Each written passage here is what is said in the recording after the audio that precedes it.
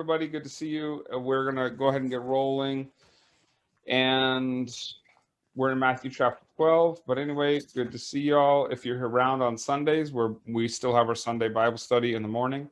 And Scott's going to be going this weekend, just kind of on a little shepherding trip up to Portland to connect with a couple pastors up there and just do some work. And then I think, you're planning to be back next week to teach? Yeah, they'll be back on Wednesday, so Thursday, yeah. So Scott will be teaching next week on Thursday, and then I'll be teaching Sunday morning or kind of hosting our Bible study in case you're around. So for anybody who'd like to do that. So we'll kind of, as we do, turn towards more of a conversation style. Please feel free, if you have a comment or a question, you can raise your hand or text Barb, put something up in the chat box. That way it's hard to be interactive. We can, but it's hard to engage people. So really feel free, like there's no bad questions. That it's just, we'd love to hear those things. Or as always, if there's another time we could get together and pursue that, we'd love to do that. Absolutely. All right, so I'll turn it over to Scotty here. Okay, all right. Well, I'll just read this because it's just so short. I mean, Jack normally reads, but pretty simple. This is one of those sections in Matthew that you want to not read. Yeah. Okay. But we're going to read it tonight. So it's Matthew chapter 12, verse 46 to 50. While he was still speaking to the people, this is Jesus. While he was speaking to the people, behold, and remember that word behold. Anytime you see the word behold, or lowly, verily, or verily, or truly, truly, or behold, all those kind of words are signals of saying, this is really important what I'm going to say now. I mean, this is like a focus. The old cartoon Focus, Pinky. Remember, Pinky the Brain? Yeah. Focus. This is really important what I'm going to say right now. So, verily, behold, or something is repeated, right? Truly, truly, verily, verily. God is holy, holy, holy. Right. That means pay attention. Exactly, okay. Exactly. Okay. And we do that in our language, too. We do that same thing. Yeah, okay. So, while he was still speaking to the people, behold, his mother and his brothers stood outside asking to speak to him. But he replied to the man who told him, who is my mother and who are my brothers? And stretching out his hand towards his disciples, he said, here are my mother and my brothers. For whoever does the will of my Father in heaven is my brother and sister and mother. All right, so that section should rock your world. That section right there should rock our world, should devastate us. Because what is he saying there? What is he saying? He's saying his blood family, his blood relatives, mother and brothers. That's his title. That's what do you call it? Nuclear family. Yeah. Are there, and he's saying, "Who is my mother and my brothers?" And he looks at the people in the room, the people who are following him. He says, "My disciples, those who are part of me, the people who are following me, who are doing what I say, who are about my business. This is my mother and my brothers and sisters. This is my family."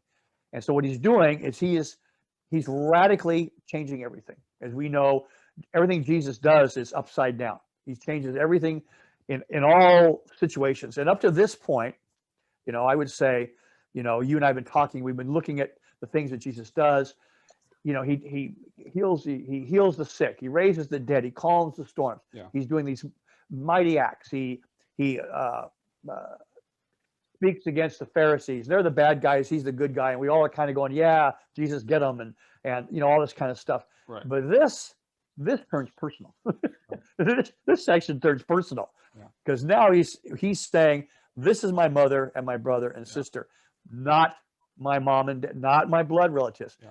And what Jesus is saying is first family, the church, the disciples, whatever you want to call it, the body of Christ. Those who are followers of Jesus are first family, not your blood relatives. And that should rock our world. Let me read that again. Oh, hey, Amelia. I just saw there's Amelia. Hi, Amelia. Hey, everybody. Okay. We're in Matthew chapter 12, verses 46 to 50, and we just started. We've been waiting for you. So. So I'll just read this again because we've been focused on this. So while he was still speaking to the crowds, his mother and his brothers were standing outside wanting to speak to him. Someone told him, look, your mothers and your brothers are standing outside wanting to speak to you. But to the one who had told him this, Jesus replied, who is my mother and who are my brothers? And pointing to his disciples, he said, here are my mother and my brothers. For whoever does the will of my Father in heaven is my mother and brothers and sister. Exactly. Wow. Exactly. And, you know, what he's saying is that your church is, like I said, that's your first family. Yeah. And so when people say, well, that I understand that. I go to church. Yeah. These are really close friends of mine. We really love each other a lot. And Jesus is saying, no, you're not getting it. You're not getting it. This is your family. This is your actual family now. Stronger, Yeah. greater than blood. Yeah. And that is offensive to, particularly, and I don't know about in Myanmar, but in America, family is everything. You know, most churches, I hate to say, most churches will say, you know, it's family first, you know, family first and then other people. And Jesus is saying, no, it's other people first. The church, the people who have committed their lives to Christ are your first family, which puts a terrible responsibility on the people that are supposed to be married to. Yeah. I mean, basically, I am making a covenant. That's where the word covenant would come in. Yeah. Where husband and wife, right? The two become one. Yeah. I leave my family, my wife left her family, and we start something completely new, something that's no longer blood in that sense. Well, that's what Ephesians says, right? In Ephesians chapter 2, that out of the two men there shall become one, as Exactly. you break down the walls of hostility, which is more than just race, but it's bringing about a brotherhood. Exactly. And I think one of the reasons that people, maybe they don't read this or they pass it over, we think, oh, he's just saying something nice, because we go to church and we say words like brothers and sisters, but it's like you don't really live that way. You see them on Sunday and then you go home and live your separate lives. Right. So it's lost the significance that Jesus was talking about. It's like he's saying, no, this really is, these are the people, because you're coincidentally related to your brothers and you're coincidentally related to your mother, but the family of God, the people that you're in it together, if you make a covenant together and you're in working together, that's by choice, right? The same way that Jesus has constituted this new family. Exactly. And by the way, this section, some people will look at these four sentences, it's kind of like just right there, you know, and then he goes on to something else. And a lot of people think, well, he didn't really emphasize it that much. Yes, he did. Yeah. In a lot of places. Yeah. First of all, this thing is recorded by two of the other gospels. And then we also get things like Jesus says things like, well, we found out at the beginning of Matthew, Jesus, remember when who's he picked to follow him? He picks married men, Yeah. you know, guys that already have families. And he says, no, follow me, you know. Yeah. That's a radical disruption of the family. He tells, where is it? What's his name? Oh, when the guy comes to him and says, I want to follow you, Jesus. Yeah. Remember, Jesus says, he says, but first, I got to go bury my father. Yeah. And then what does Jesus say to him? He says, no, let the dead bury their own dead. And the context of that. Now, some people disagree. Some people think that that's a figure of speech. The gentleman is saying that, you know, let me first go bury my father means let me go take care of my dad until he dies, or he's very sickly, or something like that. And but other scholars, I think Jesus really means this. This guy, his dad has died, and he's going to the funeral. He's going to take care of burying the body. And Jesus is saying, no, because Jesus and his disciples are getting ready to leave to the other side of the lake to the first time they're going to go to a Gentile territory. And Jesus is saying, no, we're leaving now. You got to leave that. That's that world. You're following me. You're going with, this is where we're going, you know. And again, you know, you can look at that kind of thing and say, that's just a disruption. That's so rude, you know. Well, it would be under normal circumstances, but Jesus is saying, in all of this, there's something far more important than your immediate family, than what's going on in your family, what's going on. That it would be like me going to, let's say, we've started a war with another country, and you and I went down and joined the Marines down in Camp Pendleton, right? And we've gone through basic training, and we're getting ready to be shipped out with our unit, our platoon. And I come to the platoon leader, and they're getting on the boats now to go out to the transports. And I say, oh, sir, listen, I can't go today. You know, like my dad just died. I got to go to my dad's funeral. You understand, right? Look, you all see the absurdity of that, right? I mean, the platoon commander would look at you like, "Are you nuts? You know, we're going to fight a war. We're fighting to save our country. Get your butt on that boat, you know, or you're going to go to prison, or you're going to get shot, you know, or whatever." So those kind of things, you know, this whole thing. No, let the dead bury the dead. Yeah. My life is about other things, and if you're going to be with me, it's about other things. And that it's going to cost you, you know, I mean, you know, it's kind of like, how can you be in a situation where you think you can be a follower of Jesus and it's not going to cost you anything? Yeah. It cost Jesus everything. He left his brothers and he left his mother and his parents, and he decided that he was going to show the world how much God loved them.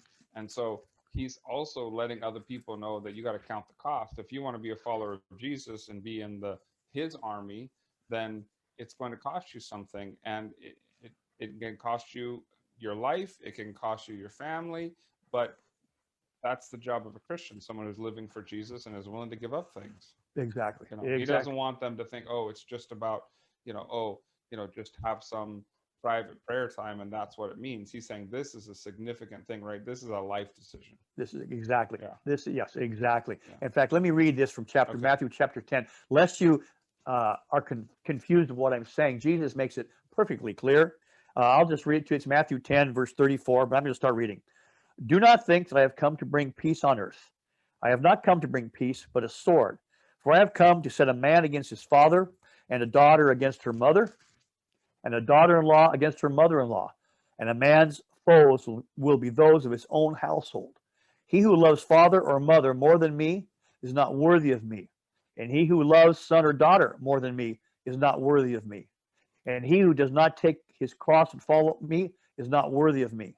He who finds his life will lose it, and he who loses his life for my sake will find it. Yeah. So he's blowing out of the water any notions of anything else other than he is first allegiant, and you're giving your life to him and everything. And so that's why he can make that radical statement that this is my mother and brothers and sisters.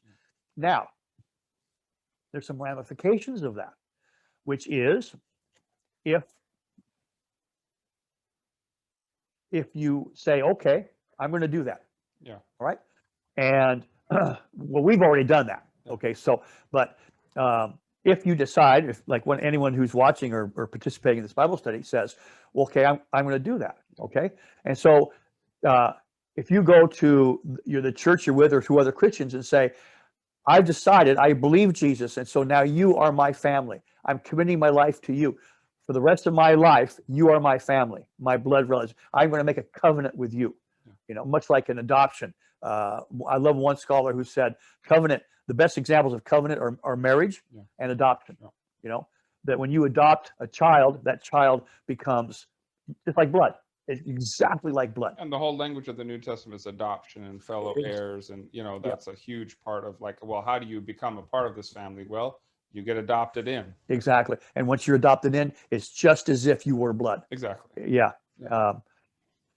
There's a great little poem that Barb and I, my wife and I, we adopted our daughter at birth, and there's this great little poem, and it goes, this one lady is saying this to her daughter. She says, not flesh of my flesh, nor bone of my nor bone of my bone, but still miraculously my own. Yeah. Never forget for a minute, you didn't grow under my heart, but in it. That's a powerful little poem, but that's it. Right. She wasn't any less your child. No, absolutely your child in all ways, and that's what it means. What Jesus is getting at here. This is really your family. But that also means, who are you going to do that with? Who will reciprocate? I mean, if I go to someone in particularly a traditional church or something and say, I've read the scriptures and I believe that we're supposed to be real family, committed to each other. My fortunes and your fortunes are wedded together. Well, what are the other person going to do? Say, well, I'm not going to, But if you find someone to do that, then that's what Jesus is saying. Right. That's what it means to be part of his church, part of his body. Yeah.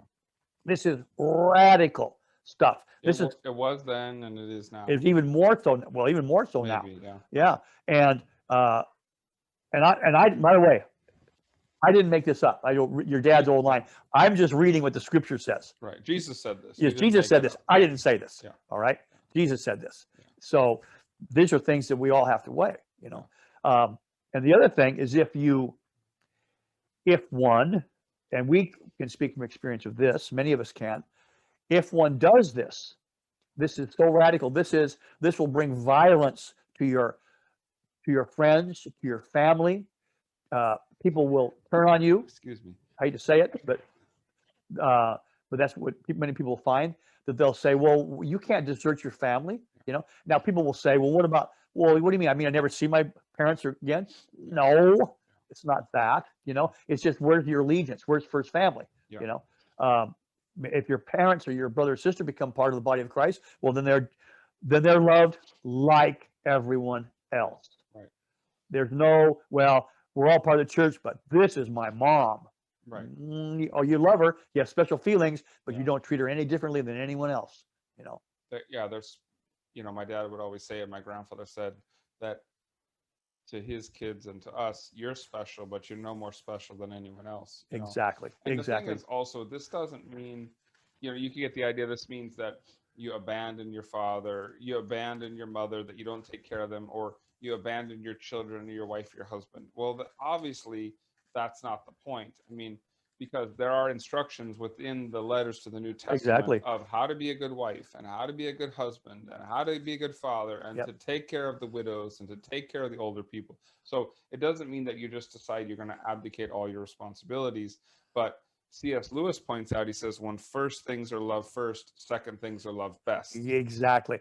Exactly. For example, I always tell the young women, I used to be a youth minister, I used to tell the young women, if you want a good husband, find a man who loves God more than you, Yeah. and he'll love you the better. You'll love you the best. He'll Right. love you more than anyone else, because if he loves God first, God's going to say, okay, you love me? Really? Then love your wife. Right. Really love her. Right, You know? because you hold those values, faithful and integrity, Yes. and steadfast and patient and courageous, and all the things that we're encouraged to do.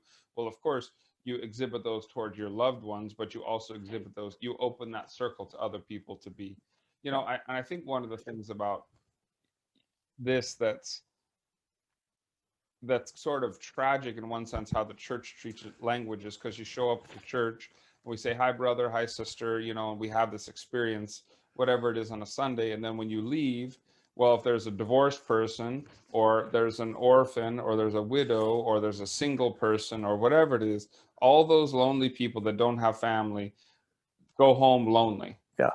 And so what Jesus is saying is, no, there's a new opportunity for family. Now, those of you that have a nuclear family, your job is to now widen that circle and to say, we're including other people within the covenant, within the bonds. But it provides an opportunity for a person who had a bad deal at a family, or something happened, or Blood tragedy, family, or yeah. whatever, to now say, wait a minute, people love to belong. They're dying to belong to somebody. And then the experience of just calling somebody brother or sister, but having nothing to do with them throughout the week, does not get at the family Jesus is talking about. So it's not about the abandonment of your family. It's about the inclusion of other people into this special circle. Yes, exactly. Of people that are devoted to Jesus. Exactly. And as your family is part of that, again, you don't exclude, because you can be, Correct. like I said earlier, you can be part of the family of the church, and your family can be, your blood family can be Correct. part of that. Yeah. And then they can just ignore other people. You're just like you were not even Christians or something. And that's it. Well, he has harsh words about things like that, you know, so, but this is such a radical, and, you know, people, you have to really hear this and weigh this. What it means to follow Jesus is you're giving up everything. Well, you're dying to yourself. You're giving up everything to follow him, and there will be a price. For example, I have this written down here. If you embrace the teachings of Jesus in this area, you will be hated probably by your blood relatives. You will be called a cult by other Christians. You will be hated by other Christians. You will be called a fanatic, a dreamer, and a fool. You will be told you are immature, and when you grow up, when you get older, then you will come to your senses. You know, we've heard all those things. Well, I'm 72 years old. I'm still waiting to grow up. You know, people keep telling me, when you grow up, you know, well, when am I supposed to grow up? You know, so, yeah, I don't know what else to say. I mean, that's just, you can go on and on about that. It's also whether here's a good thing, is that in the letter to the Ephesians, at the very beginning, if you've ever read the letter to the Ephesians, at the very beginning of it, Paul is writing to this church in Ephesus, and at the very beginning of this letter, he says a couple things. He says, I hear of this love that you have for one another. Now, he's writing to a church, right? He says, I hear of this love you have for one another. And the word he uses there is agape, right? Which is the best form of love. He's telling a church, you guys have Christ-like love for one another, which is incredible. And he says, and I give thanks to God for you. This is the Apostle Paul. I mean, talk about someone with a main line to God, and he's saying, I thank God for you, and so the letter should be over. It should be over at the beginning of chapter 1. But there's five more chapters because he's saying to them, you love each other, but you don't get it. It's like when Torrance and I one time were talking and said, we don't live as like family, we are family. Yeah. And there's a huge difference between those. We don't live like family, we are family. Yeah. And that's what Paul is cutting across and getting across and getting across, and which Jesus, again, he's taking on further what Jesus was talking about. Yeah. So right. And you become, even in one sense, like this is the testimony of many people in the military, right? There's a whole show, Band of Brothers, that when you take on an experience of such extreme commitment and almost in an army-like setting with one another, you become closer than you could because you're sacrificing and you're working together and you're risking, and the bonds grow together. Because like I said, you can't choose your parents, you can't choose your brothers and sisters in a normal circumstance. But in something like this scenario, this is all by choice. I mean, God makes this possible through Jesus by choosing all of us and adopting us as sons, and saying Jesus is going to have adopted brothers and sisters and fellow heirs. And so then you do have bonds that are closer, than even in a normal circumstance. Wait, hold on. We got a technical problem? Okay. All right. Our technician just came in. Yeah. So I don't know. Have we been talking? No. Well, a couple of weeks ago, the speaker turned off. We always something. But anyway, we're good. Okay. All right. I just had a thought. I just lost it. We could probably talk about this the whole night. Yeah, exactly. Good. Yeah. So I'll just. A little bit. Oh, I can put it. You want me to put a little closer? Maybe just a little bit. Okay. Yeah. So, sorry, apparently I'm not being loud enough. Well, something that people don't say about me very often is I'm not being loud enough. Yeah. So. Well, anyway, yeah. So we can. Okay. I think I've hit it enough, but this is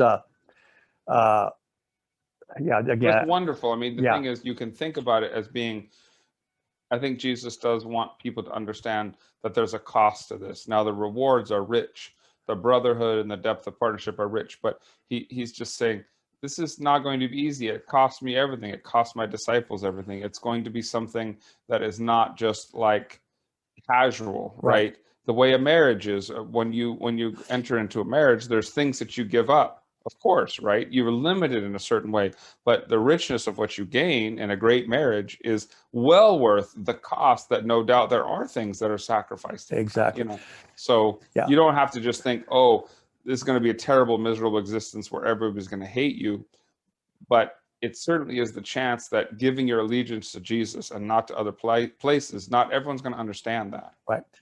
Which leads right into the next thing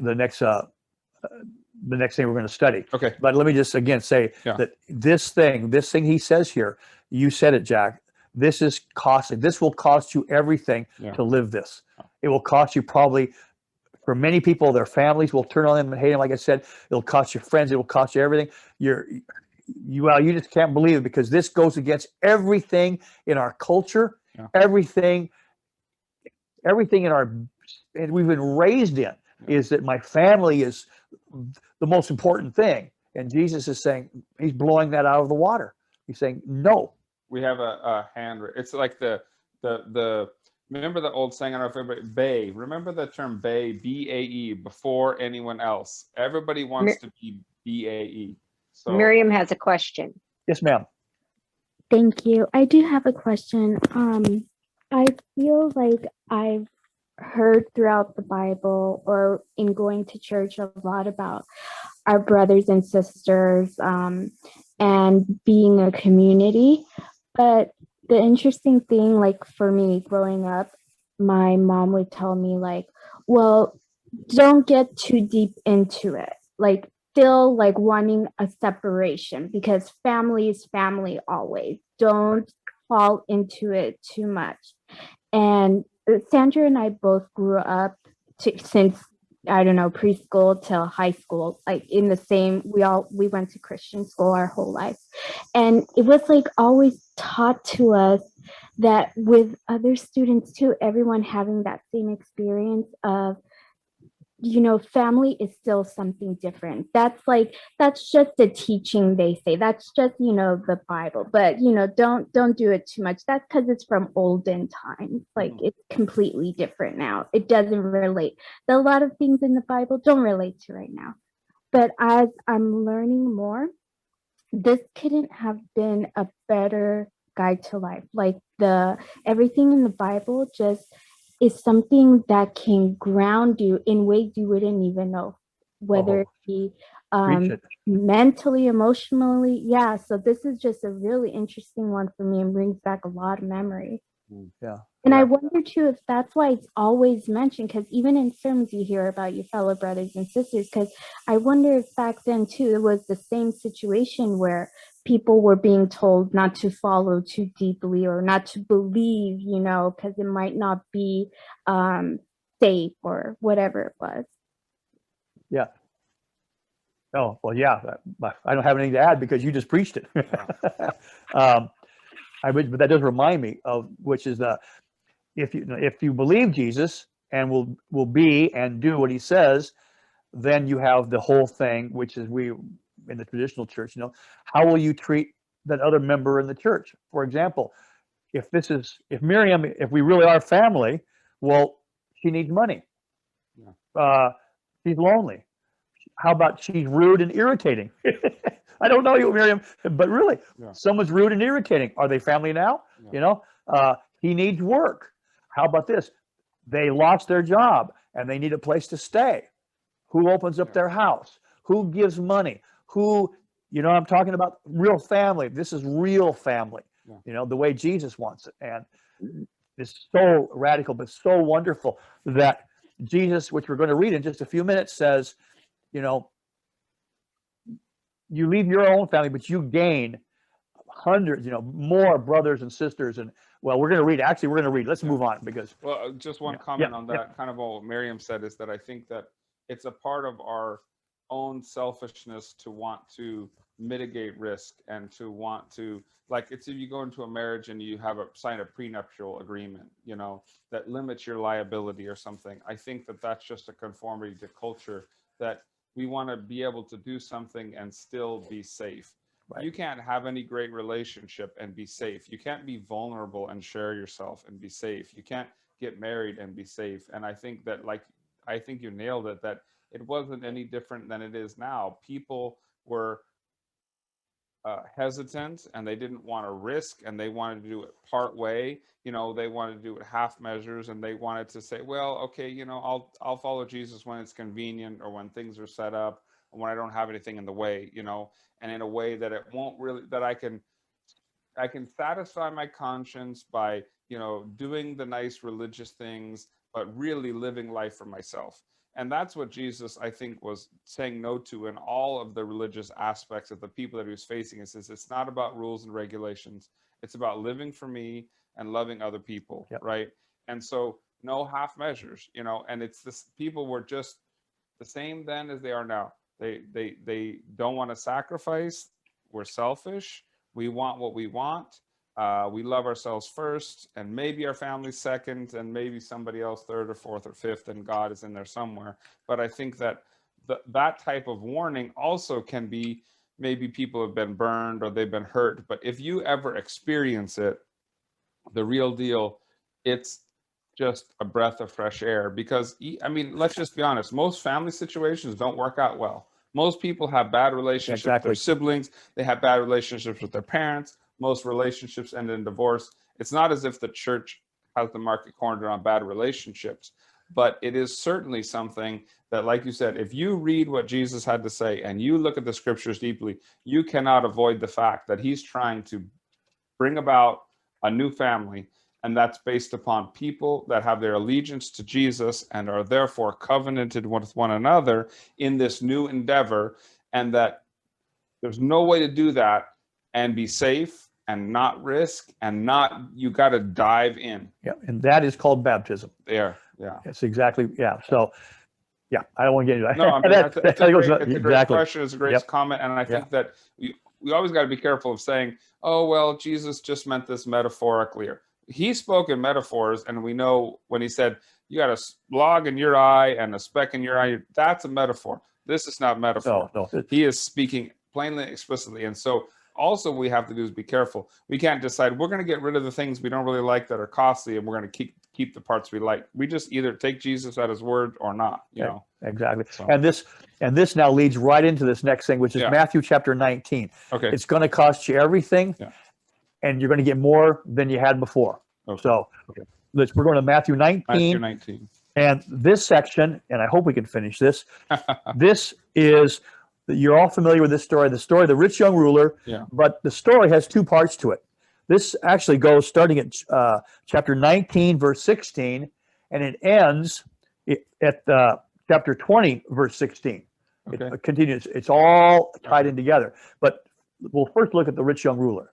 Just remember that we didn't get chapters and verses till much later. Right. And they had to break things up as best as they can tell. But the Bible, all these things are best read as a story. Right. And so don't think about, okay, 19 is over, it's done. That's just where somebody picked the best break so we could read and study together. But most of these things were read in entirety or a story, and they hung together a lot better. And so we understand them better if we don't break them up. Exactly. You know? Exactly. Yeah. So, exactly. Okay. Okay. So now you can read the rich young ruler, Jack, and it's Matthew 19.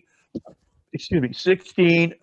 Just actually 16 through 22. Okay. All right. So that's the first part. Yeah. There's actually three parts. All right. When someone came to him, then someone came to him and said, "Teacher, what good deed must I do to have eternal life?"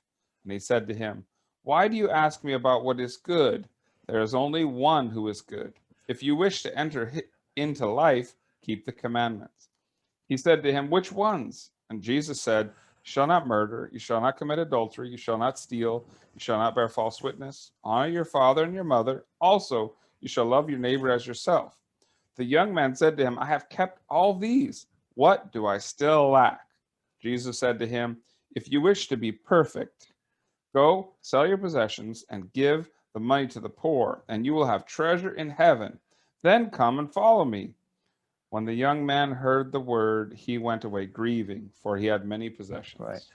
Okay. So we know now this account is in Matthew, Mark, and Luke, Okay. and they're all almost all identical. Yeah. But each one of them starts it off with a different description of the guy.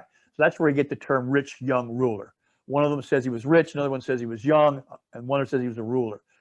So we put them together, and there's a great lesson in here for his disciples, for the whole followers of Jesus. First of all, this guy is he's a ruler in the synagogue. We know he's a ruler in the synagogue, and he's got money. Okay, but he says he's young. Well, the rulers in the synagogue, I did some research on this. Usually the lifespan is like from 20 to 40. No, 24 to 40 is usually when the rulers were ruled in the synagogue. And so, and it says he's young, so you got to put him down at the bottom of that. So he's probably, I'm guessing, probably his mid to late 20s, Okay. and he's got a lot of money. Yeah. And so you got to say, well, now how do you get a lot of this money? Probably family. You know, that could be one of the reasons why he got the job. Who knows? But this guy, he's young. He's keeping the commandments. He is respected. He's a ruler. People look up to him. I mean, this guy has got his stuff together. Yeah. This is a catch. Right. I mean, this guy is coming to Jesus, and if I was his disciples, you know, if I would be like, oh man, Jesus, this is going to give us credibility. Yeah. You know, this guy He's doing all the right things. Yeah. He looks good on paper. He's successful. Yeah. And he's coming to Jesus, and and he's a ruler in the synagogue. And the synagogue traditionally or normally hate Jesus. You know, he's a threat. you know, at least when he's not a threat until he opens his mouth, and then he's Yeah. a threat, you know. Yeah. But this guy is coming to him. He's humble. He comes to Jesus, and he goes before him, and he calls him good teacher. I mean, this is not an arrogant young man who's got a lot of money, and is coming to Jesus, you know, like, what's up with you? You know, he's not coming from any arrogance. He seems to be coming to him in humility. Genuinely Yeah. seeking, asking. Yes, he's genuinely seeking to find out something, you know. And he says, good teacher, what good deed must I do to have eternal life? Well, the word eternal life there, some of you people know Greek better than I do, but I read it up. It's not the eternal life like heaven when you die. It's the eternal's life. What do I get? What can I do to get the eternals, the life of God? You know, so it's that kind of a thing. Not what do I do when I die to get heaven? It's now. It's now. What do I do to get this closeness with God, the eternal's life? Because he sees Jesus. He sees something in Jesus. And so he says to him, why do you ask me what is good? You know, Jesus again is deflecting from himself. There's only one who's good, is God. You know, Jesus again is always deflecting himself, you know, to the bottom. That don't look at me as being good. Yeah. You know, of course we know he is, but anyway. Yeah. And then Jesus says to the guy, well, if you would enter life, keep the commandments. Right? And we probably know that Jesus probably knows this guy's keeping the commandments. But anyway, you keep the commandments. And he said to him, well, which ones? And then Jesus says, well, you shall not kill. These are all negatives. You shall not kill. You shall not commit adultery. You shall not steal. You shall not bear false witness. And then he gives a positive one. Honor your father and mother. Okay? And now, okay, those are all there in the commandments, right? These are the legal bam, bam. This guy says, man, I've done them all. I do those. Yeah. In fact, actually, probably everyone in this room, right here in this room, all of us could probably say that one. Yeah. Yeah. I haven't killed anyone lately. I haven't committed adultery. I haven't stolen anything. Well, at least lately. No, just okay. Yeah. I haven't bear false witness, and I honored my father and my mother. You know. So I mean, those are things that this guy is saying I've done those. Yeah. And so he's looking for more. It's like, I've done those. What else do I need? Yeah. What else? You know? And he says, and Jesus says, and you shall love your neighbor as yourself. Okay? So the guy says, yeah, I've done that. I shall love, okay? Yeah. But I don't know about that one. Okay? Because then Jesus says, because then the young man said to him, all these I have observed. And then he made the fatal flaw. He asked that question. And what is the terrible question you never want to ask Jesus? What do I still lack? Yeah. You know? Yeah. You can imagine this guy has just justified himself. He's come to Jesus. He's an honest seeker. This is a great catch, you know, for the disciples to get this guy to be a follower. Yeah. He's got money. He gives us credibility. Right. He's a great guy. You know, I mean, this is a solid man of the synagogue, of the church. This is someone you want in your fellowship, you know. And then he says, I've done all these things. And you can hear the disciples, you know, listen, you can picture them going, oh man, this is fantastic, you know. And then he says, what do I still lack? And you could see those guys going, oh no. Oh, you got a problem? Okay. You can imagine those guys going, oh, did he just say what I thought he said? You know, as Jesus goes, oh, well, since you asked me that question, you know, and then Jesus lays it on him. Okay. If you would be perfect, and the word perfect there does not mean you're never going to make mistakes. The word perfect there is to do to be who you're intended to be. Yeah. You know, yeah. It's the best term we have for perfect today would be like a Phillips screwdriver and the screws that have the X, you know, in other words, if you use a Phillips screwdriver on what do you call those the screw, just a screw with that opening, okay? They're perfect. Yeah. They work every time. How it should be. Exactly how it should be, and it works it's perfect. Yeah. It always works. And that's the kind of thing that's being talked about here. So he says, if you would be perfect, go sell what you possess and give it to the poor, and you will have treasures in heaven, and then come follow me. Remember treasures in heaven. We talked about that before. Remember treasures in heaven? Yeah. That was in the Sermon on the Mount. Right. You know? Okay, so Jesus lays on this guy, okay, this is what you still lack. Okay? he tells him to sell everything he has. Yeah. Okay, well, if he sells everything he has, then what is he? He's poor. Poor. Now he becomes poor. Right. All right. Sell everything you have and give it to the poor. Okay. And then come and follow me. So what I'm saying, Jesus is telling this guy is you've kept all the commandments, but you haven't done the commandments the way God wants. You're not loving others. You're not loving others as you love yourself. Right. These are rules. You're keeping the laws. You're keeping these stipulations. Right. And you're within the synagogue and within your religious system and in your culture. You're a great guy, but you don't love other people. You're missing something. You're missing this. So this is the thing you need to do: is sell everything you have. That money, your wealth, your money is an obstacle to you loving other people. Yeah. Right. And so this guy does not see that coming. He is I believe he was an honest seeker. Some people think this guy was wanting to kind of come to Jesus to justify himself. Yeah. But no rich people are going to come to just get justified. Right. You just stay home and drink your beer and wine and have a good day. Yeah. So he's coming for a real reason. But this is too much. And that's the thing we were talking about earlier. I'll risk for Jesus, but only to a point. I'm all in. But no, I want you to do this. I don't know about that. Right. When he threatens the most precious thing, or our security, like financial security, like we don't want to mess with that, Yeah. My position, my power, my value, my security, my comfort. Right. You're throwing all that away, because then Jesus isn't even going to have him go home and back to the synagogue. Right. He's going to lose his job as a ruler. Yeah. He says, sell it all, give it to the poor, and follow me. Because somehow that's getting in the way of him following Jesus. He can't give that up, so he can't hold anything back. I mean, Exactly.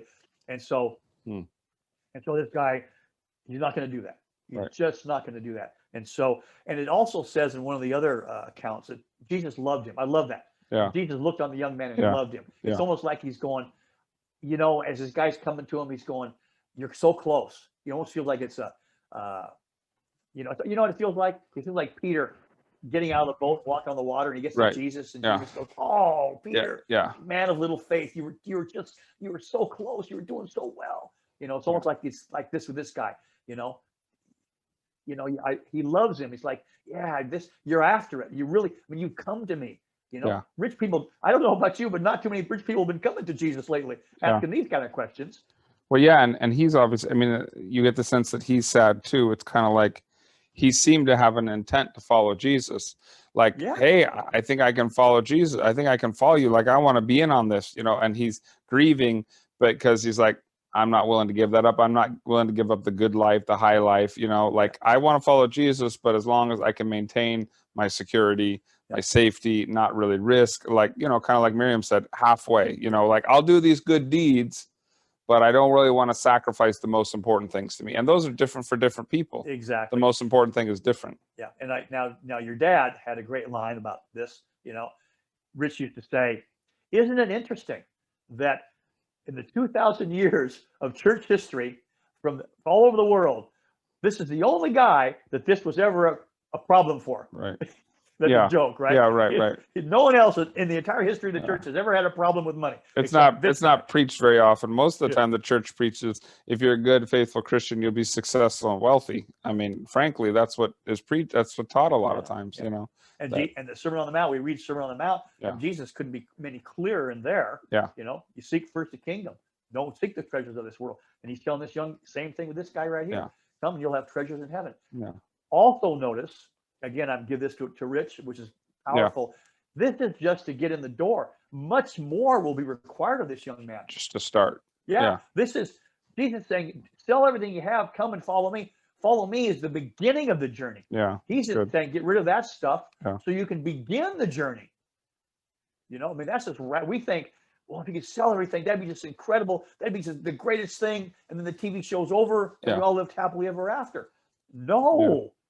Yeah. Jesus is saying this is much more will be required of you. Yeah. I mean, look what happens to his disciples and everyone after this, So, again, when Jesus is calling you. He calls you to come and die. Mhm. And we just read that, a while back, Right. just a few minutes ago. Yeah. This whole thing of if you're gonna save your life, if you save your life, you're gonna lose it. Right. If you lose your life, Yeah. you're gonna get it. Take up your cross daily and follow Take me. up your cross. Exactly. You have to die. Yeah. And 100%. 100%, you have to die to yourself. And this is exactly the situation. And the guy came up to it and he goes, can't do that. Yeah. I'll do everything else. I can't do that. Yeah. And so I can do all the right things. I can, but I can even go to church. I can look respectable, but there's some things that are off limits. I'm not going to do that. Yeah. Exactly. And so this is a great lesson, but it also is a lesson on kind of on a side note is Jesus, again, if you were one of the disciples listening to this conversation, Right. and then Jesus says that to the guy, and the guy walks away sad, you got to be turning to Jesus and going, what did you just do? This guy was with us. He was right. Did you have to say that to him? Couldn't you have broken that in later on? Yeah. Lured him in a little bit more until he made some donations, and then he'll grow in his relationship. There you go. Hear that before? He'll grow in his relationship to us. He'll no, look at Jesus, how he deals with this. This is the thing that's in the way. Kill it. Yeah. I mean, that's so different from how we want to. And that's even me. I speak against myself on this because I do that. Well, we'll bring them along slowly. We'll help them get over this, and that's true for some things. Yeah. But for some things, yeah, it's kill it now. This is in the way. You can't follow me with this in the way. Yeah, I think it's this whole the myth of financial independence that somehow will do anything but hurt your relationship with God. Yeah. There's just no doubt about that, and so that any type of independence, including financial independence, is going to distance your relationship with God because you're not dependent upon Him, you're not dependent upon other people, and it's the most important thing to you. Yeah. And so no, I'm not. That's not on the table. I'm not willing to risk that. And it's interesting that I think I don't know, maybe we're just.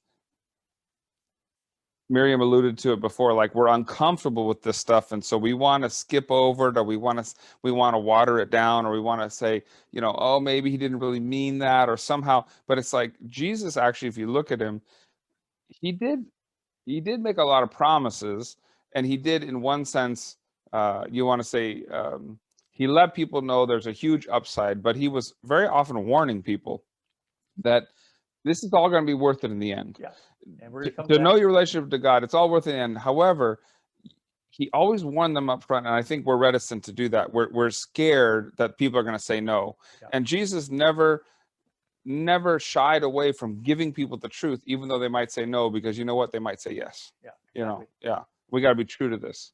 Yeah. And also the other thing too is when this the young man, if he would have done what Jesus said, if he would have sold everything and given it to the poor, then he would have been poor.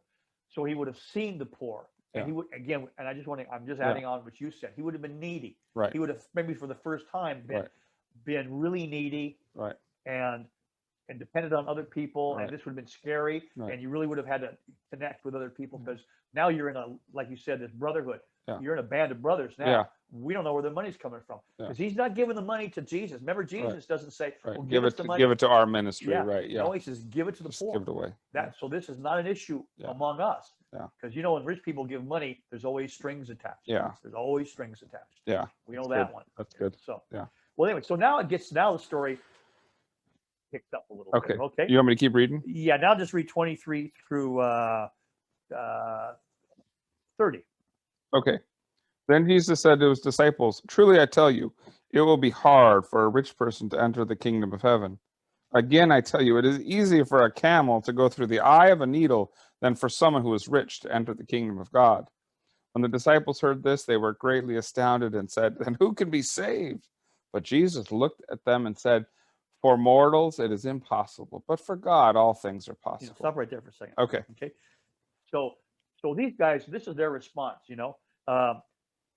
Jesus turns to them and says, "You just saw it yourselves, guys. Yeah. How hard it is, for rich people to enter the kingdom. It's not impossible, but it's really hard. It's like a camel, going through the eye of a needle. And that, some people think he was being absurd, like it's impossible for rich people.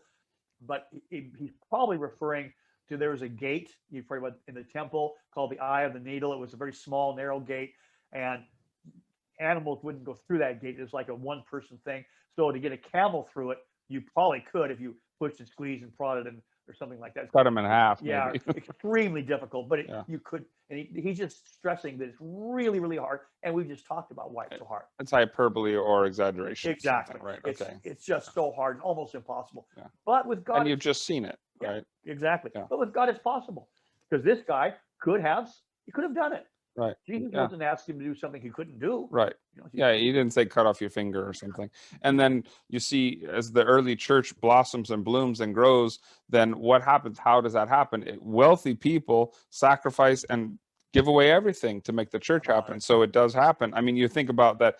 Jesus is saying, well, for this guy, it didn't. But if you look as the church grew and just this beautiful thing happens, is like people like, I'm so in love with Jesus. I'm so sold out that I'm going to sell all the properties I have and make the church happen. So it did happen, and we have evidence of that. That's how the church started. Exactly.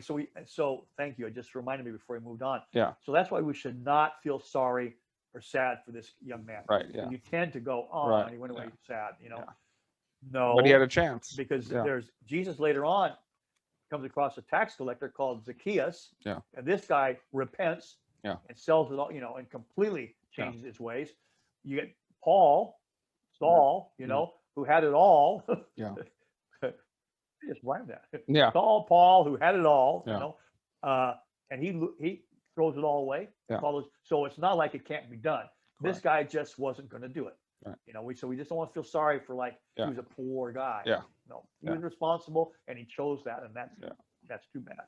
Okay. Well, anyway, so now the disciples, when You want me to read the next section, or you did the thing on the eye yeah, of the but needle? when I the don't know. disciples heard this, they were greatly astonished, saying, "Well, who then can be saved?" Yeah. You know, well, I get that. They're Yeah. going, this Whoa. guy's like the best of the best, Jesus. Yeah. That he's kept all the commandments. He's a ruler in the synagogue. He's a good dude. He's a good dude. He's rich. He's got everything that we would deem successful, and he can't get in.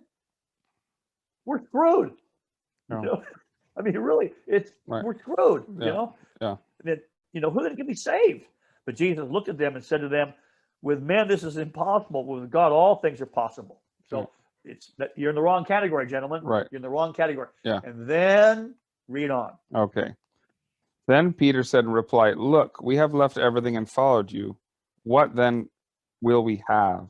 Jesus said to him, "Truly, I tell you, at the renewal of all things, when the Son of Man is seated on the throne of his glory, you will have followed me. You who have followed me will also sit on 12 thrones, judging the 12 tribes of Israel. And everyone," here it is, "who has left houses or brothers or sisters or fathers or mother or children or fields for my name's sake will receive 100-fold and will inherit eternal life. But many who are first will be last, and the last will be first." Okay. All right. So Peter makes this comment. All right. Lo, we have left everything and followed you. What then shall we have? Let me say that in a little bit different tone. So because that sentence prompts the whole next section. I'd be like this. And then Peter said to him, "Well, Jesus, we've left everything and followed you. What then are we going to get?" Yeah. Okay. Because it's not money reward, Yeah. apparently. We've left everything. Yeah. What are we going to get? All right. And then Jesus is picking up that attitude, that kind of thing. Yeah. And I think that prompts, but he says, "Listen, gentlemen, as long as you're with me and you're about my kingdom, Yeah. you're going to get what you just read. You're going to have places of high honor in the kingdom. You're going to judge the 12 tribes of Israel. That's a statement of high privilege. You're going to have, you're going to be really honored. Yeah. You're going to be right up there. You're going to be drafted in the first round of heaven. And everyone who's left houses and fathers and mothers, you're going to get 100-fold more, which is to Miriam. For example, we always people like we live as family, right? So someone comes into the church of the Servant King. You remember here? Yeah. Well, I left my house. Now you own 3 houses. Yeah. And you own 7 cars. Yeah. And you got so many brothers and so many. I mean, that's family. You're in it together. Yeah, you own all this stuff. Yeah. And forever. I mean, it's just Yeah, it's beautiful. It can be done. That was how the church began, and it does happen. It's not the normal thing in, Western American rugged individualism culture, but there are house churches throughout the whole world, and most of the church in the world is a house church where they live just like they did at the beginning of Acts and the beginning of the church, Yeah, as exactly. this real family of God. Real family living Yeah. close together, and Yeah. maybe they live in the same house, maybe they don't. Yeah. They live as family, exactly. Yeah. But then he says this thing, but many that are first will be last, and the last first. This is a warning statement.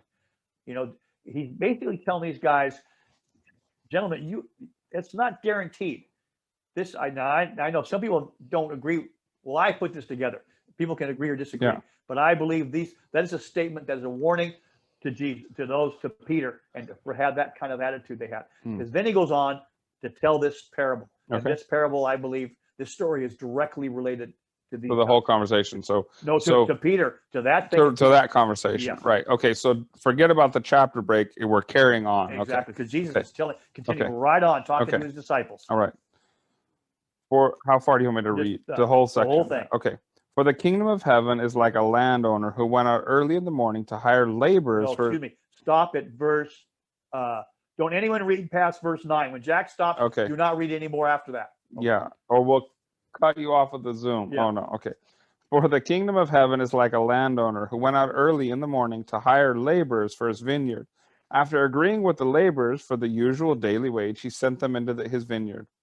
When he went out about 9 o'clock, he saw others standing idle in the marketplace, and he said to them, "You also go into the vineyard, and I will pay you whatever is right." So they went. When he went out again about noon, and about 3 o'clock, he did the same. And about 5 o'clock, he went out and found others standing around. He said to them, "Why are you standing here idle all day?" They said to him, "Because no one has hired us." He said to them, "You also go into the vineyard." When evening came, the owner of the vineyard said to his manager, "Call the laborers and give them their pay, beginning with the last and then going to the first." When those hired about 5 o'clock came, each of them received the usual daily wage. Okay, so close your Bible, put your finger there. Okay, Okay. that is a great story. Yeah, it All is. right.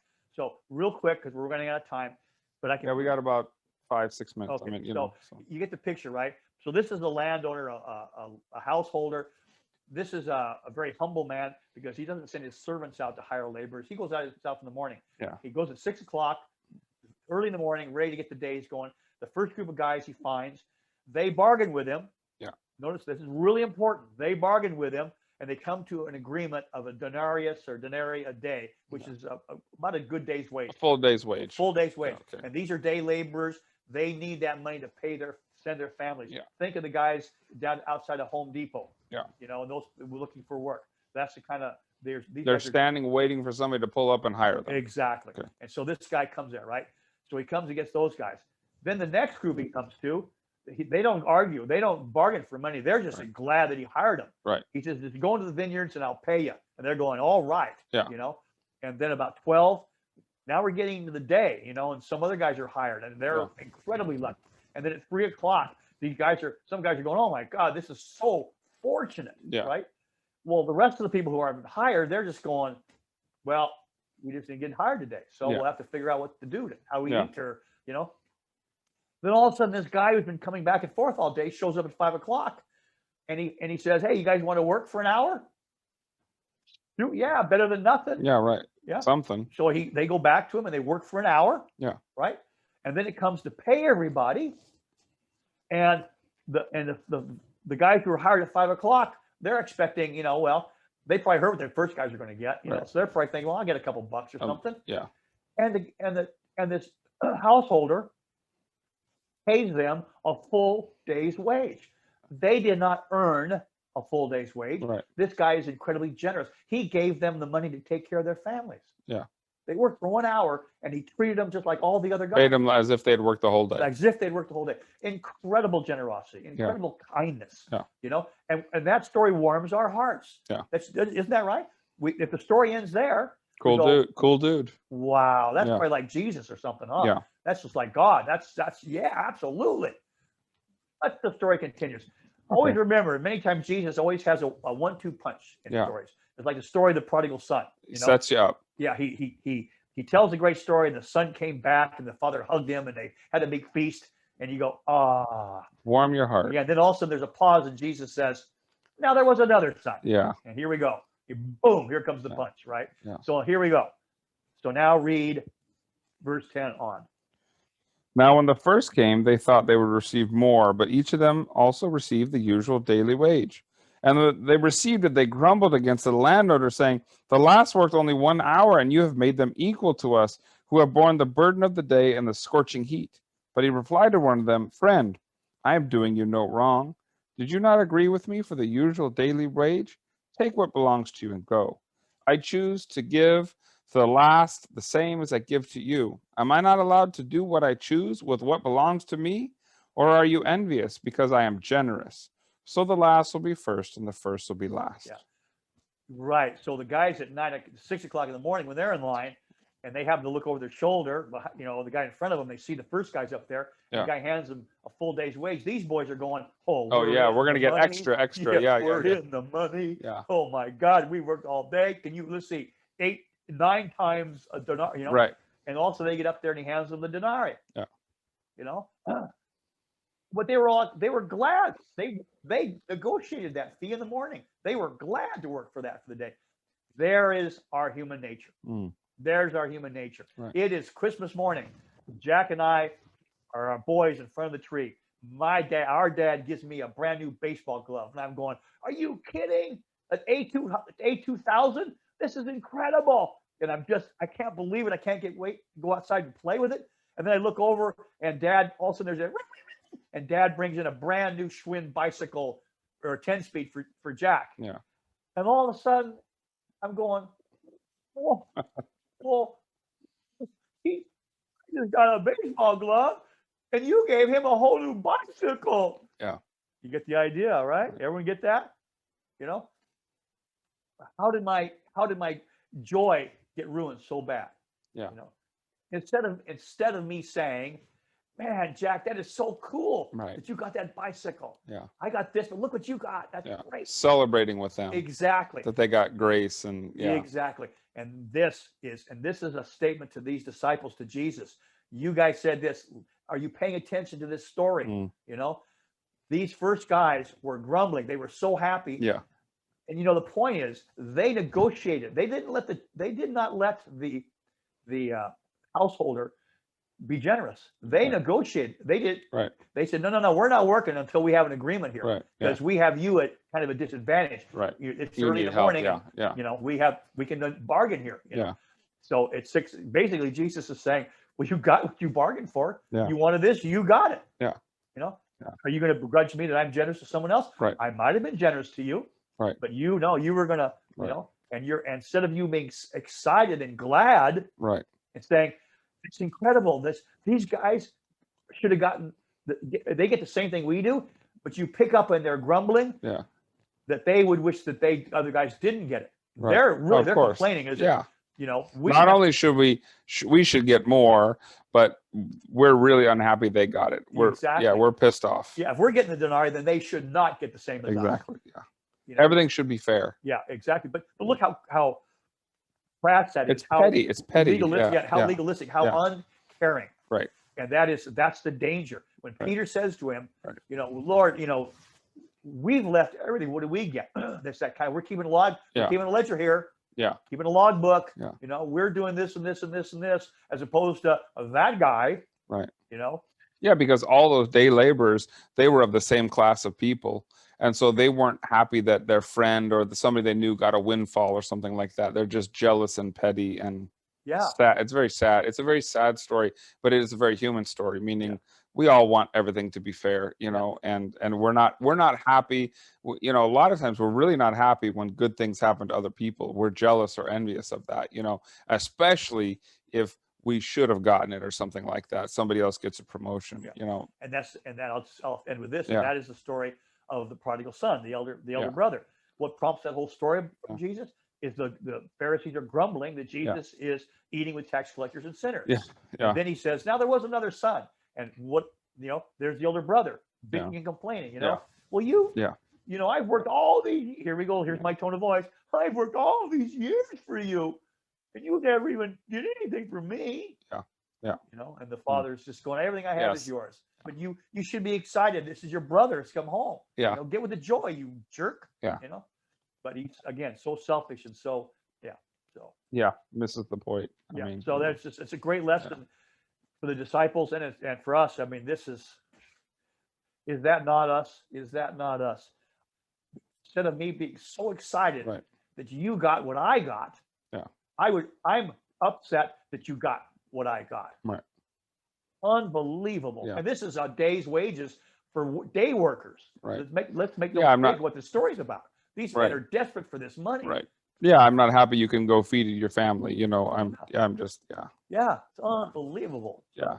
anyway, so we'll end there. Yeah. So Wow.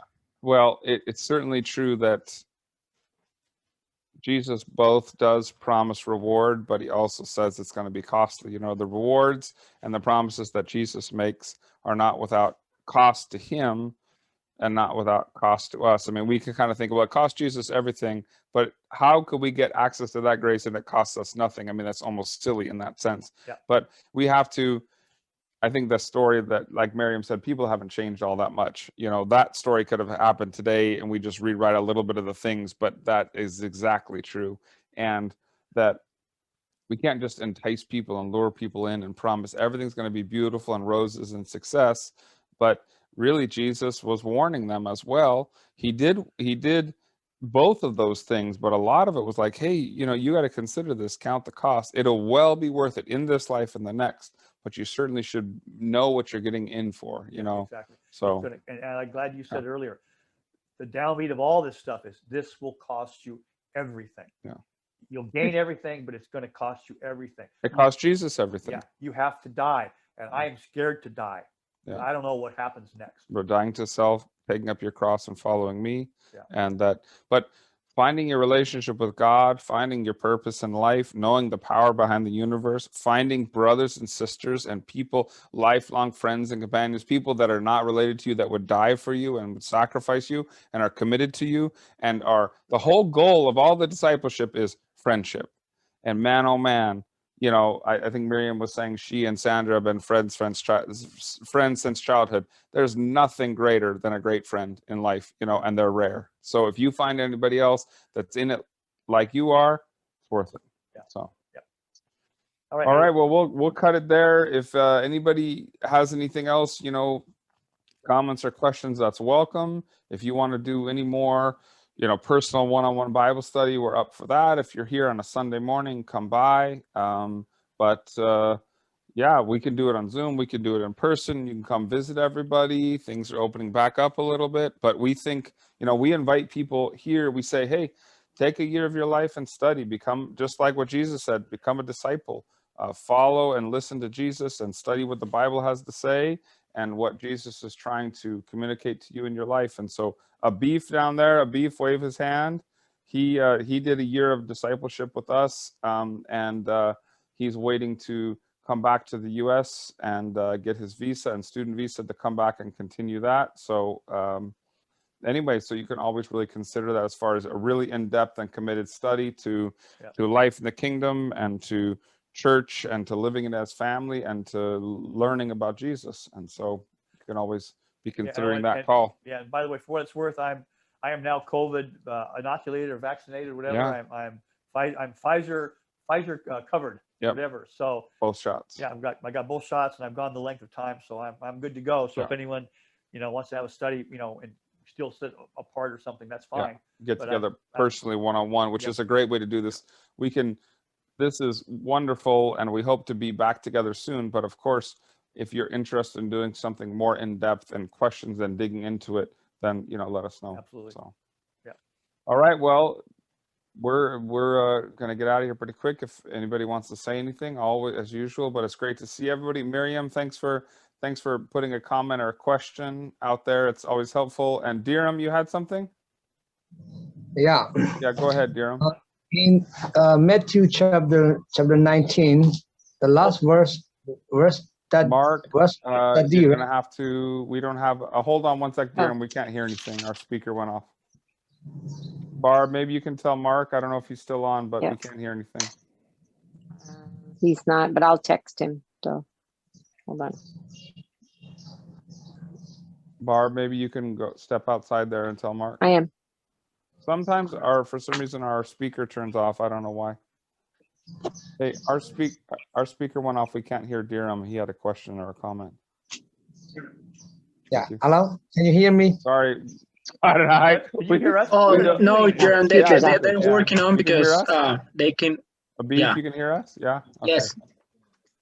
For some Yeah, reason, it did what it did they're before. waiting because their speaker went out. So yeah. Okay. There. Jerem? Go ahead.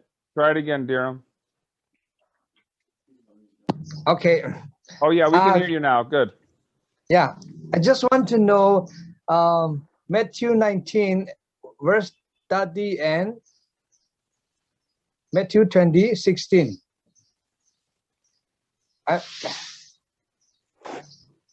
Matthew 20:16. Yeah, 19, 30 and 26, 16.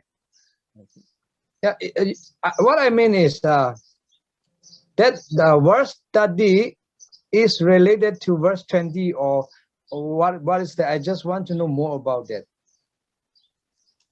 So Okay. basically, he's asking if Matthew 19:30 is 30, yeah. related to Is that related to verse the beginning of chapter 20. Yeah, I chapter think it's- 20 or what does it mean? Yeah. You know, Yeah, I feel that you know, many that are first shall be last, and the last shall be first. You know, I feel that the first is you know, something happened bad for them, or what does it mean really? Well, do you want to go? well, go ahead if you want to. Go ahead. I think as Scott went to tonight, you know, the end of chapter 19, verse 30 Right. flows right into chapter 20 and the story of the laborers. And I think in a lot of ways that Jesus is discussing that the ones early in the morning that negotiated a deal with the landowner are really in one sense like the Jews, that they have made a deal with God, they have made a covenant, and God is going to keep that and honor that, but they're very they don't like it when God loves other people. They've taken the love of God and want it to be exclusive and don't want Jesus and God to accept and love other people. They want to be the special ones. And they're very resentful when somebody else is included or special and gets the grace of God. And so I think a lot of it is connected to the idea of the Jewishness, that we're the chosen people of God. And so then instead of being glad when other people get chosen, the Gentiles and the Romans and the tax collectors, but they're pissed off just like the workers are here.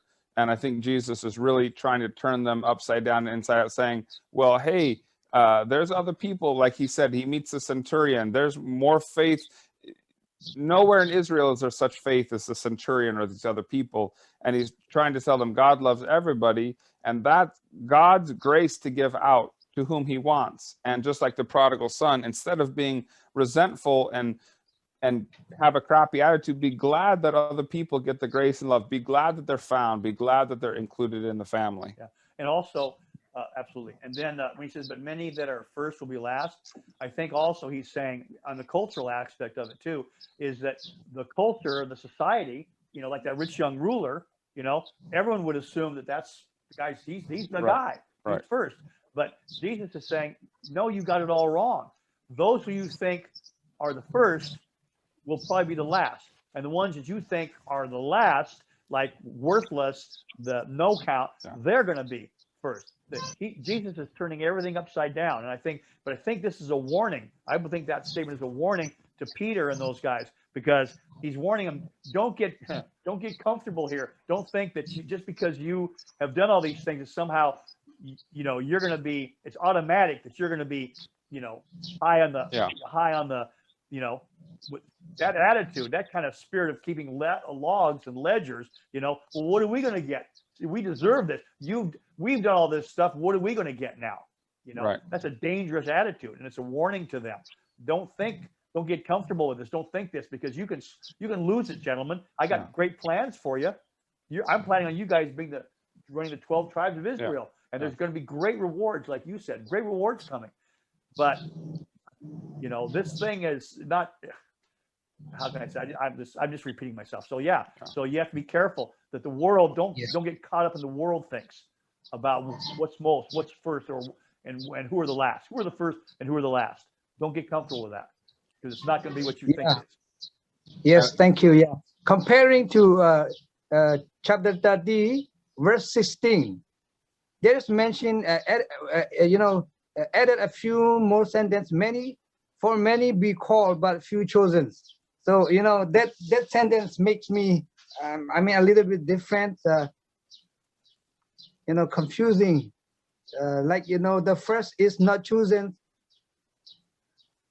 What chapter are you in and what verse? Chapter 30, verse 16. 13, 16? Yeah. The sentence is the same with chapter 19, verse 30. Oh, the last sentence. The same 16, thing. but 2016. Yeah. Oh, yeah. 21, 16. 20. 20. Yeah, he just says the same 16. thing again in opposite. Yeah. I think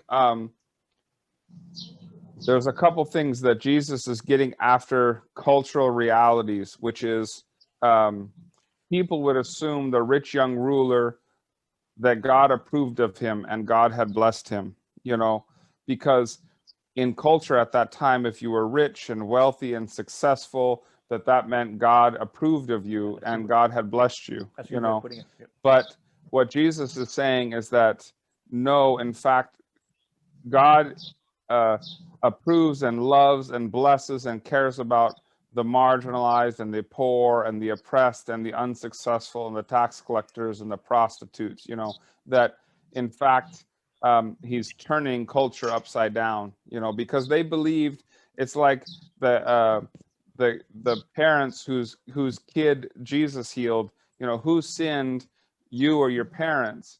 Well, he gets healed by Jesus, and because everybody assumed in the Jewish culture the reason why he had he was blind, or so they assumed that was because God had cursed them, and Jesus is saying no, he didn't do anything wrong, and his parents did anything wrong. And I think one of the important things about the story in chapter 20 and the laborers in the vineyard is the people that showed up early in the morning and the people that showed up at 5 o'clock were all in the same class. They're all workers that are begging the landowner for wages. Well, so what he's saying to the Jews is, you're not a better class than anybody. The wealthy and the rich and the Jewish and the priests no, everybody is in the same class. You all need the grace of the landowner. And it's only because he chooses to do from his riches to extend you grace and benefits, but you're the same as everybody else. And in fact, the other guys get paid first, right? So everybody's the same class. The landowner chooses everybody because he's gracious, and he says, why can't I be generous with what I have? And then don't think you're better than the other people and you deserve more, because it's all generosity from the landowner. So he's choosing them. And then, realizing that the guys that came at 5 o'clock, not the Jews, not the wealthy, not the successful people late to the vineyard, get their payment first. And the people that worked from the very beginning get their payment last. So I think he's just saying class doesn't matter anymore, and God is the one that does the choosing, just because he's generous. Everybody's saying we're all the same. We're all in the same class. We need help. We need to be hired. Yeah. In our Burmese translation, it sounds like that, according to the Bible, the first shall be the last. We try first, but he get the last. And the last shall be the first. What I mean is the last become the first. What? Yeah. In what he become the first in what? Well, in our translation, it is something, something bad for the first to become the last. Yeah. Well, it is in one sense bad because people that consider them first will be humbled, that God's Yeah, still going to give them grace. That's a whole humbling concept. Yeah, It's- but there's that's a whole humbling. humbling concept that the successful and the wealthy and the rich, the people that think of themselves as first, as most important, really in terms of what God thinks, they're not maybe as spiritually as mature, as rich, you know, like blessed are the poor. Well, why are they blessed? I mean, doesn't that mean God doesn't like them or successful? Well, no, because they have a better relationship with God. And so I don't think that it's everybody in the story, all the people get paid by the owner of the vineyard. But what he's saying is that, hey, the people that were last in line, the people that you look down upon, God is maybe going to recognize first, and God is going to pay first. It doesn't mean, I don't think literally that therefore when you get to heaven, the poor people are going to have a nicer chair. It just is talking about the way that they view culture, and that they think that they were better than other people, and they're not any better. Yeah, in some of the Old Testament passages, remember it talks about Yeah. the high will be laid low, and God will exalt the lowly. You know, it's that that whole make straight his path, that whole turning thing upside down, level playing field. Yeah, you know, so just reversing, turning everything upside down and inside out. So at least that's how we see Okay. it. yeah, If Thank see you it very differently- much. Yeah. Thank you. Yeah, but if you don't see it that way, Yeah. you may be right and we may be wrong. So No, it's okay. Yeah. I'm clear for this. Okay. Thank you. yeah. okay. yeah. Thank you, Dirham. We're praying for you. We'll let me know if there's anything we can do. Okay, please let us know. Okay. Thank you. Okay. Yeah. All right. Good night, Miriam. Good night, Beef. Good night, Amelia. Thanks Bye. for everybody. Thanks for talking See up. you. It's great to have everybody Bye, man. join. Take care. All right. Bye, Amelia. Bye, Amelia. Or Bye, hi- Miriam. Hi and goodbye. I have a